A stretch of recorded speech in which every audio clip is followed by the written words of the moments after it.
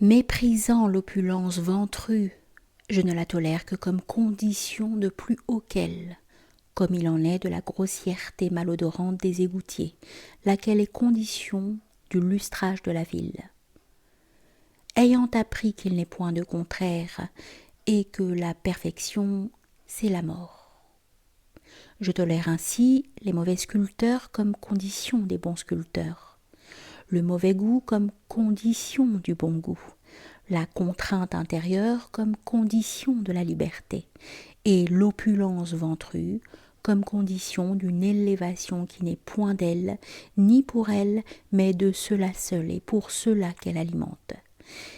Car si, payant aux sculpteurs leur sculpture, elle assume le rôle d'entrepôt nécessaire, où le bon poète puisera le grain dont il vivra, lequel grain a été pillé sur le travail du laboureur, puisqu'il ne reçoit en échange qu'un poème dont il se moque, ou une sculpture qui souvent ne lui sera même point montrée, et qu'ainsi, faute de pillards, ne survivraient point les sculpteurs.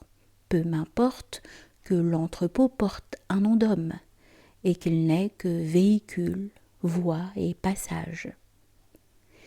Et si tu me reproches à l'entrepôt des grains d'être en retour entrepôt du poème et de la sculpture, et du palais, et ainsi d'en frustrer l'oreille ou le regard du peuple, je te répondrai d'abord que, bien au contraire, la vanité de l'opulent de ventre l'inclinera à faire étalage de ses merveilles, comme il en est de toute évidence pour le cas du palais, puisqu'une civilisation ne repose point sur l'usage des objets créés, mais sur la chaleur de la création, comme il en est, ai-je déjà dit, de ces empires qui rayonnent de l'art de la danse, bien que ni l'opulent de ventre dans ses vitrines, ni le peuple dans son musée n'enferment la danse dansée, car il n'en est point de provision.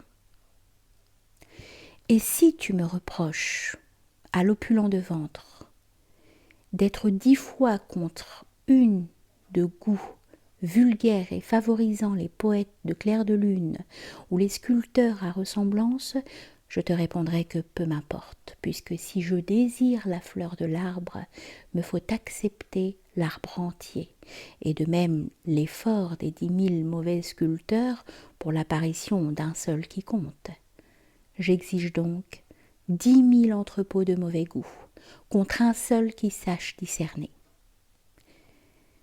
Mais certes, s'il n'est point de contraire, et si la mer est condition du navire, il est cependant des navires qui sont dévorés par la mer, et il peut être des opulents de ventre qui soient autre chose que véhicules, voies et charrois, donc conditions, et dévorent le peuple pour le seul plaisir de leur digestion. Il ne faut pas que la mer dévore le navire, que la contrainte dévore la liberté, que le mauvais sculpteur dévore le bon sculpteur et que l'opulent de ventre dévore l'empire. Tu me demanderas ici de te découvrir par ma logique un système qui nous sauvera du péril. Il n'en est point. Tu ne demandes point comment régir les pierres pour qu'elles s'assemblent en cathédrale. La cathédrale n'est point de leur étage, elle est de l'architecte qui a livré sa graine, laquelle draine les pierres. Faut que je sois, et de mon poème fonde la pente vers Dieu. Alors elle drainera et la faveur du peuple, et les graines de l'entrepôt, et les démarches de l'opulent de ventre, pour sa gloire. Ne crois pas que je m'intéresse au sauvetage de l'entrepôt à cause qu'il porte un nom. Je ne sauve pas pour elle-même la mauvaise odeur de l'égoutier.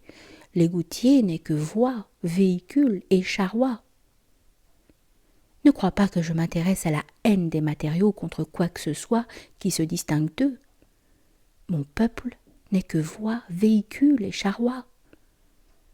Dédaigneux et de la musique comme de la flatterie des premiers, de la haine comme des applaudissements des seconds, et ne servant que Dieu à travers, du versant de ma montagne où me voilà plus solitaire que le sanglier des cavernes et plus immobile que l'arbre qui, simplement, au cours du temps, change la rocaille en poignée de fleurs à graines qu'il livre au vent, et ainsi s'envole en lumière l'humus aveugle.